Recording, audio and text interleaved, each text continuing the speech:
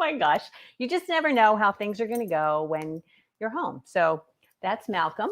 And this is my normal setup. So what I would, hello, Charlie. So what I was saying is that I set this up tonight a little bit differently. So normally I'm either at the shop or I'm in my office at the desk. And I just thought tonight would be fun to do kind of a little casual chat from my house where I knit. So this is my sunroom and this is where I like to knit. And this is usually how it is. You can see the dogs. There's Charlie here and Malcolm there. And I am interested in hearing what you think about this concept. You don't have to decide right now, but later on or as it goes along, tell me what you think about this. We're kind of going unscripted. Like I said, I had so much stuff I wanted to share with you from H&H, and I just thought that would be kind of really fun. And this this is Charlie. She's a ham. Charlie, can you say hello to everybody? Look up there. Say hello. Charlie. She's a mess. All right. So what am I working on? I thought I would share that with you. Recently in the Instagram, I did a little reel on the fact that what a ham, that I had not been working on a project that I had started last fall. And I think a lot of us get in that place where we start something and then we go gangbusters on it. And then for whatever reason, we put it aside, we lose interest, and then it takes a long time to pull it back out and to do it again. And I wanted to kind of talk about that. So tell me in the chat if that has ever happened to you, that you put something aside, and I don't know what it is, but I feel like as it sits in my bag and the longer I don't work on it, the larger the anxiety about it gets. I just get more stressed, and the more stressed I am, the more I think, oh, I'll never finish it or whatever. And I really hate that, So I pulled this out. This is my Stockholm. And many of you did this with me last year. You probably have finished it. I know Jen, who was leading the knit along, and her mom, Ginny, the mom of Kaylee, who was on the podcast a couple of weeks ago. Anyway, I started this and I finally pulled it out again. And I realized that one of the things about it that had sort of put me off is a lot of people were doing an Italian bind off, which is a sewn bind off. And it's a little fiddly. It's not too hard, but I had done it twice and I really didn't like the way it looked either time. So I ended up pulling it out a third time and it just sat there on my needles for forever. And then I was talking to Ginny maybe a couple weeks ago in the shop, and she had finished hers. And I asked her what kind of bind off she had done. And she said she just did a regular old bind off. And that was like, I don't know, it was so refreshing for me. I just gave myself permission all of a sudden to not do the hard thing that I was stressing about. I couldn't, like I said, I couldn't get it to look just right. And I ended up doing just a standard 1-1 rib bind off. And I was perfectly happy, and it got me back on track. So I bound it off and then I could pick up the sleeves and kind of work through that. So that's where I am on that. And I'm really liking it. I still love this fabric. It's a strand of Rowan fine lace and a strand of Kid Silk Haze. So it makes just a beautiful drapey fabric. So really nice. Let's see what we got in the comments. So yeah, you can hear me. I'm so glad. Oh, thank you. Yeah, I love plants. Do you love plants, Amy? It's my second weakness. Yay. Okay, all the time. Yep. I think a lot of people experience that, and I think it's okay. I think we have to give ourselves some grace, and don't even start. No, no, Charlie. You have to give ourselves some grace when we take a step back, and that's okay. So, wanted to share with you some of the things that I thought were really cool from H&H. Those of you who were kind of with me on the podcast, where I kind of went around to the different places, that was kind of fun. I think the other mic wasn't as close to people's mouths as it might have been, so maybe you missed some of their comments, but it was a really, really fun trip. I had not planned to go, so it was very last minute. So my expectations were pretty low. And I think you always have a better time when your expectations are low.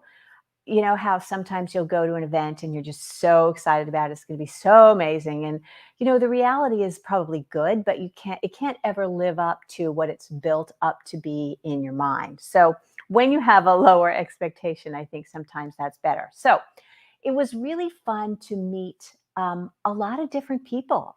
This was bigger this year than it had been last year. Last year was the first time, and this year was their second, and so they had a little momentum going from last year to this. And they had invited a lot of quilters, which I thought was really cool. A lot of vendors for quilting fabric and sewing machines and things like that. So it was kind of half yarn and half quilting.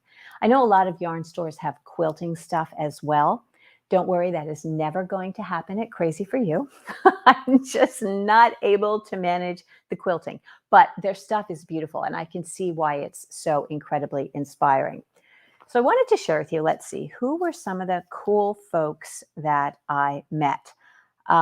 Well, I don't know if you saw in the Instagram post, I met Stephen B. That was really fun. He is just such a character. Hey, stop.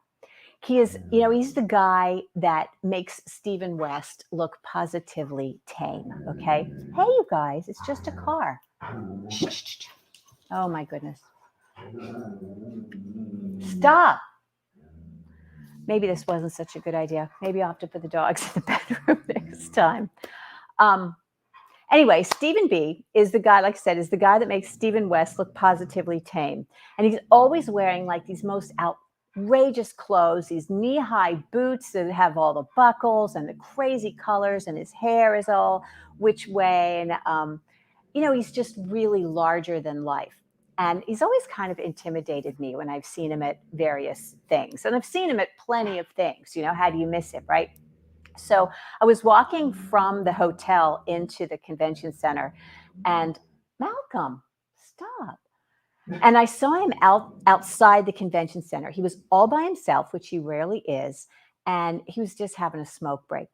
So I walked up behind him. I don't know what possessed me to do this. It was crazy. I walked up behind him and I put my arm around him and I said, "What does it feel like to wake up in the morning and be you?" And he laughed and he said, "Darling, it feels amazing."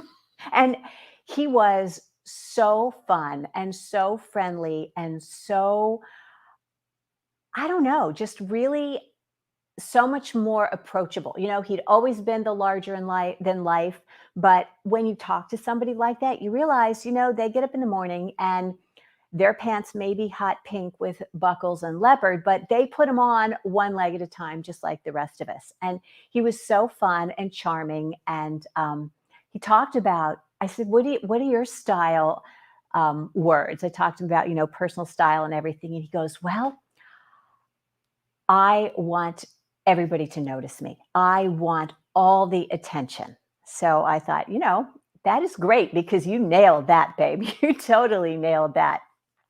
And he just talked about how many clothes he had and how he just really loved it. And I thought that was really cool. And that was not an experience I would have had I not gone. So, and I think being on my own, I felt freer to do that, because if I'd been with, maybe with Mary and Ginny, they would have been mortified.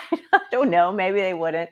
But that was kind of a fun thing. And there were a lot of other folks there that were pretty cool. Let's see. I was walking down the center of the foyer, and I heard a woman say, "Well, I'm from Fort Washington," and I stopped and I said, You got to be kidding me. Fort Washington, Maryland? You and I are the only people from Southern Maryland at this event. And we started chatting. Her name is Lynette. She's the Crochet Queen. That's her name on Instagram. So you should go follow her. I think I have her contact information linked in the post I did on Instagram. She's adorable. And she's opening this fabulous bed and breakfast kind of place that she's planning for like fiber retreats. And I thought, well, that would be really fun. So we exchanged information and talked about how maybe we could collaborate and do a retreat up there at her place. And I thought that would be so fun, right? What else? Oh, I would have to say that the highlight of the whole experience for me was meeting Cecilia Campochiaro. So if you guys don't know who she is, she wrote Sequence Knitting. And honestly, she is the most brilliant person I've ever met at one of these things, bar none. Probably one of the most brilliant people I've ever met in my life. She has, I mean, she doesn't go into it, but her background is in physical chemistry. So I would bet she has a PhD in physical chemistry, which, if you don't know, physical chemistry is the quantitative side of chemistry where you're calculating, how many moles of stuff. You remember that from your high school chemistry? How many moles and, all the reactions and the measurements and all that. So it's very, very precise and it's very hard. It's a really, really hard field. And she lives in Silicon Valley. And I know she does some kind of fancy and high tech stuff. But, she was just really incredibly lovely. And just standing there talking to her for 15 minutes, I learned something that I'm going to share with you that I thought was really, really cool. But anyway, she's coming to do a tour, and she said that she absolutely would come and teach at Crazy for You. So I am so excited about that. That is amazing, right? Tell me in the chat if you know who she is. Right? Oh, well, okay. Are you guys talking about the plants? Stop talking about the plants. We're talking about knitting here. You guys are so funny. Anyway, so here's the thing that I thought was really cool that I learned from Cecilia. We were at the Ito booth, and Shibui has closed their doors, but Ito is a company that does Japanese yarn. It's owned by Germans, but they import this yarn from Japan, and it's very similar to the stuff that Shibui used to put out. It's all very, very fine. It's put out on cones or these little pouches. I mean, it's beautiful, beautiful stuff, but it's all really, really fine. And they carry it together, a couple strands of this, a couple strands of that, or a strand of one and a strand of this very fine mohair silk blend. They have it. I can't even remember all the names. They're all very complicated Japanese names, but I promise that I will learn them. Anyway, so Cecilia had on this shawl thing that was knit with 2 strands of a silk yarn. And she was holding them together of 2 different colors at a time. So they were marled. And with the 5 colors, you get 10 different combinations. And it was so interesting to hear her talk about this. She has a new book out called Marled Knitting, which is where she's using different colors together. And if it's anything like sequence knitting, it is going to be amazing. But here's the thing that I want to share with you that I thought was so incredibly cool. Because here I have this garment, right, with the 2 strands that I'm working together, and I really love the fabric. And I asked Cecilia what the deal was with holding 2 strands together. Why are we doing this? Why is this a thing? And she said that it's because it makes the fabric much more flexible and drapey. And I said, but you're still knitting it at like a DK gauge. It's not different than if it were a DK yarn. She said, oh, it is different than if it were a DK yarn. And okay, so I'm simple-minded. It still wasn't computing. So I asked her, why is that? Explain this to me so that I understand. And she said, imagine if you had a single copper wire this big around versus multiple copper wires. And all of a sudden the light bulb went off and I understood, when you have these tiny strands of copper wire, they each maintain their own flexibility. I looked it up. It's a radius of bend or radius of torque. One of you engineers, is Amelia on here? She would know. But if you have a big thing, it can only bend so much because its own size, its own radius gets in the way. Whereas these fine things, these finer yarns or copper wires can bend all the way. So even though this is knit at a DK gauge, it's a much drapier fabric than it would have been had I just used a single strand of DK. So I loved that. It made wonderful sense to me. And I felt like I had really, really learned something that I didn't know. And I love learning stuff that I don't know, especially if it's about knitting or yarn. So I thought, if she can make the light bulb go on for me like that in 15 minutes, imagine how amazing it is going to be when she comes and teaches like a whole day of classes on all of these different things. I'm so excited.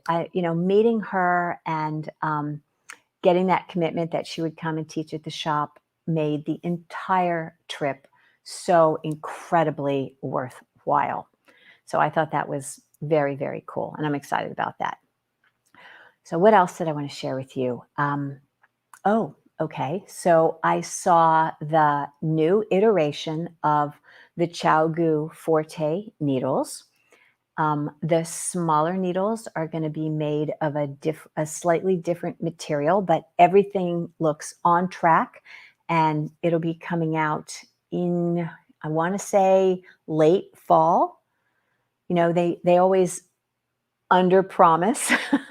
I'm not sure exactly when they'll be coming out, and I'm not sure how much I can say about it, but I will say that they will continue to have the swivel cables, which have been wildly popular with some people and not so popular with others.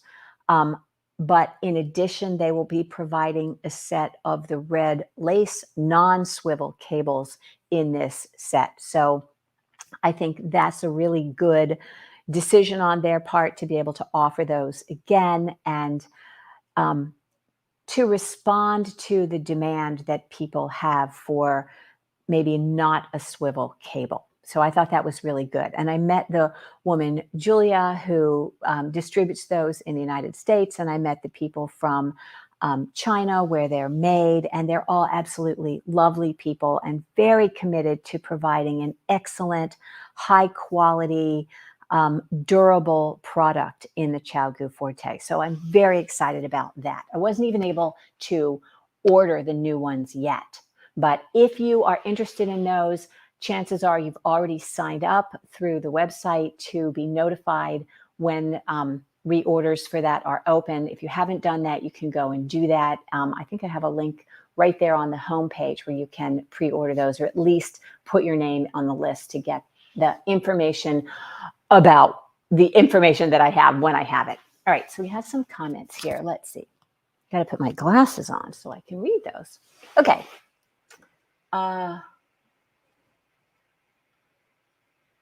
Yes. So, okay. So bar ticket class from her. I think that's amazing. I'm really glad that you did and that you liked it. So yes, Rita, that makes sense. Emmy. All right. Had not asked you about knitting two strands. Oh, okay. Maybe you did ask me about that and I just didn't know. So I apologize for that. Yeah. Rita, same thing. Wondering about that. Yeah, I thought that was pretty cool. Yeah, I was excited about knowing that as well. Okay, so what else?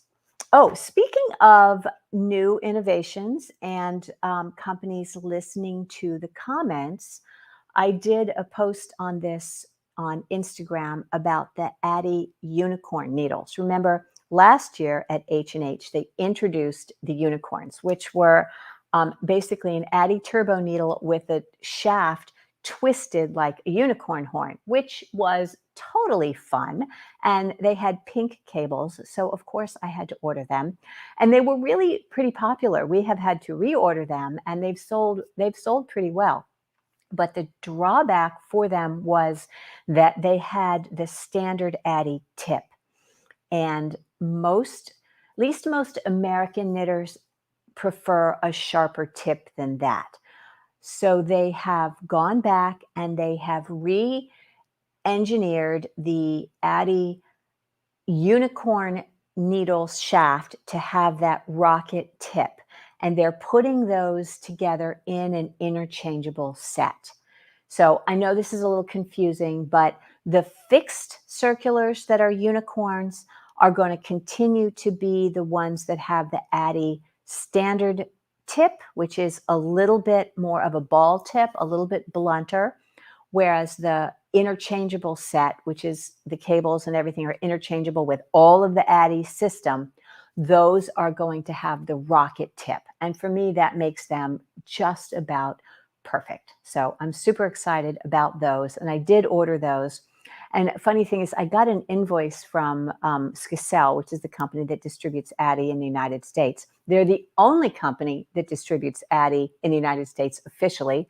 So if you get them from the United States and that you don't get them from Addy, from Skicel, they do not have the lifetime guarantee on them. So you definitely want to get them either from me or from another retailer that sells the Skicel line, right? Anyway, I got an invoice from them and they had the unicorn sets on there. So they may be coming sooner than I thought. I thought they were going to be more toward late summer, early fall, but it looks like they might be coming sooner. I could be wrong. It could just be an order validation, but anyway, we'll see. So we'll tell you, and I will do a whole review on them when they do come. So I'm excited about those because you can never have too many sets of interchangeable needles. Am I right? Right. Okay. What else did I want to share with you? Oh, it was fun to meet Mr. Knit Bear.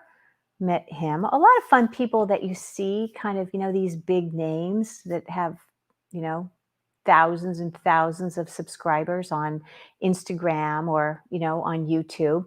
I met Tony, who does crochet. She's TL Yarncraft. I think Tony Littman is her name. She is lovely, amazing. And if you're a crocheter or you just want to, you should follow her because has a really big following and she's just absolutely lovely person. My dogs feel the need to protect me from all of the trucks that come down the road or anybody that's moving their vehicle in any way down there. So, all right, let's see. Have some questions here. Yeah, that's funny, Denise. Yeah, a lot of people think that, what was I going to say here? A lot of people think, or Glenn, that the two strands has to do with just wanting to sell more yarn. But you're not actually selling more yarn when you are using two strands. It doesn't work out that way. I've explained this, I think, in the past. If you're using a DK weight yarn and you need say, I don't know, 1,000 yards, say, for your project of DK weight yarn. If you're using two strands of lace weight yarn, you might need twice as much, but there's going to be twice as much on that skein. And chances are the finer yarn is going to be less money, less than half of the dollars per yard. So if you actually do the math, you will find that holding two strands of a finer yarn is really kind of more cost effective, which is great. I love that, and I think Denise had mentioned, or maybe someone else, maybe it was Glenn again, that you do get to customize your yarn. When you're holding two strands, you can have maybe something that has very little structure, something with a whole lot of drape, and you can carry that with something that has a little more structure, and you can build just the right amount of structure into your fabric, and you can create your own fabric, which is really a beautiful thing to do. It does give you all of that, I don't know, that kind of, you're making your own thing, but you're also you're designing your own fabric. So I love that so much. I think that's beautiful. I'm going to put kid silk haze or some kind of silk mohair with almost everything because I love that halo. Um, Another person that I met that was really great, and I talked to her a lot in the booth, but you probably missed it because of the microphone thing, was Bridget from Cowgirl Blues Yarn. And she has a hand-dyed silk mohair that's very fine. It's the same gauge as Kid Silk Haze, but it's hand-dyed. And she also has a lace weight that is very similar to Rowan fine lace, but again, it's hand-dyed. And so you get that effect of the hand dye. So I'm excited about that. I brought home all the lace weight mohair that she had. I just gooped it up, and I brought honestly, literally as much as I could shove in my suitcase. And I'm going to order the fine lace because I think that is just beautiful. And I'm all about this two-strand thing. And if you're not a mohair girl, you can carry two strands of the fine lace of this silk and wool blend, or, silk and alpaca, or whatever. You get to make your own fiber. So super fun. Okay, let's see. Um, okay, do they have solutions for who purchased the 1.0 ChiaoGoo needles? So a solution. What do you mean a solution? Like as far as the cables. So the new ChiaoGoos that are coming out are going to be a little bit more expensive. So if you're talking about a solution in terms of you have swivels and you don't like them, you absolutely can purchase the non-swivel red lace cables as a separate add-on, and they're not very expensive. I think I have them in the in the website. I'm not sure. I just placed a big order from ChiaoGoo, and I actually got the swivels for some people who Donna had wanted some for her non-swivel ChiaoGoo interchangeable set. She wanted those. So you can absolutely get the non-swivel cables that will work with the ChiaoGoo Forte 1.0, if that is your question. Is that your question? I want to make sure that's your question. So if that's not your question, go ahead and tell me, and I will try to answer that for you. Okay, let's see. Yes, Emmy loves Tony Lipsy. Yes, you know who she is. Yes, she's amazing, and she has apparently a crochet academy. So good for her. Awesome. Okay, so the Blackwood needles for Forte 1.0 tend to break. I want to buy the carbon fiber. Yes, I am sure that they would take care of you. And I think that's why they have done this. So obviously, about the carbon fiber, so it must be out there in the world. I feel comfortable now sharing with the world. So what ChiaoGoo has done for the Forte needles is for the smaller sizes. The way ChiaoGoo does things is they have a small set, so it's like from US 2 to US 8, and then US 9 to US 15, I think. And they have different connectors for the small and the large. So in the original Forte set that had the complement of the needles were made of the African blackwood, people found that the smaller needles were a little more fragile. Wood is a more fragile material. So they have replaced the size 2 through 8, I believe it's 8, with a carbon fiber. So carbon fiber is black, like the African blackwood, and it actually is a material that is used like African blackwood in some very high-end luxury musical instruments. So it's still a beautiful product, and it looks just like the other, but it has the benefit of strength and durability. So I don't know what they're going to do about the 1.0, but I will ask for sure, and I will find out. And if you have a broken tip or a shaft on that, I'm sure that they would take care of you on that. I can't promise that, but it seems like something that they would do. So that I think I feel good about that. I really do. Julie was very, very lovely and concerned that people be happy with their product for the length of their ownership. You know, these are an expensive set and it's an investment. And I can't imagine that they would want people running around being unhappy about it. So, I mean, that's another reason that I like to go to these things is that you can meet with the people and you can talk to them and they can tell you things that they might not put into an email. So it's good to sort of get the inside scoop on how how things are going in that. Anyway, that was kind of fun. Let's see what else we got. Blackwoods. Yeah. Okay, so I don't know if you have enjoyed this. I have certainly enjoyed being here with you in the kind of relaxed environment. I don't know if that's something that you like or if you had questions or anything that I could answer for you this time. But anyway, this is something that I thought I would just sort of try and maybe chat about what I'm knitting. Oh, I wanted to share with you real quick. So those of you who were interested in or had signed up for the summer tank class, I'm wearing that today because this is the tank. I have redone the pattern. It's not quite so low in the front. I am also listening to what you have to say about that.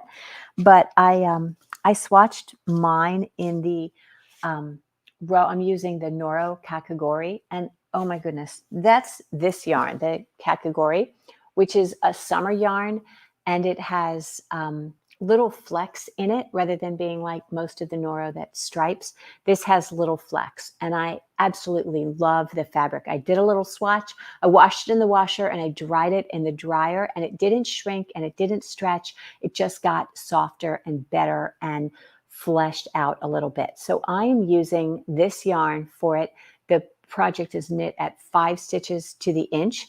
And although the Kakagori is listed as a DK weight, I am very, very happy with that fabric at 5 to the inch. So I am good with that. I thought I had it here. I was going to show it to you guys and now I can't find it. Maybe I had it out somewhere. Oh, well. Anyway, so this has been fun for me. I hope that you have enjoyed it, and I will be back next week with what am I talking about next week? I haven't figured that out yet, or maybe I have, but I haven't. I've forgotten. So anyway, let's see what we got here. Oh, thank you, Susie. So Emma says she has the Chow Guru. Just want to make sure I answer everybody. Oh, thank you. I hope UPS doesn't go on strike. Yes, Susie, you should get your stuff. I mean, I think I mailed yours out on Monday. I sent Donna's out today, and UPS said that they would get that to her on Saturday. So yay, happy day.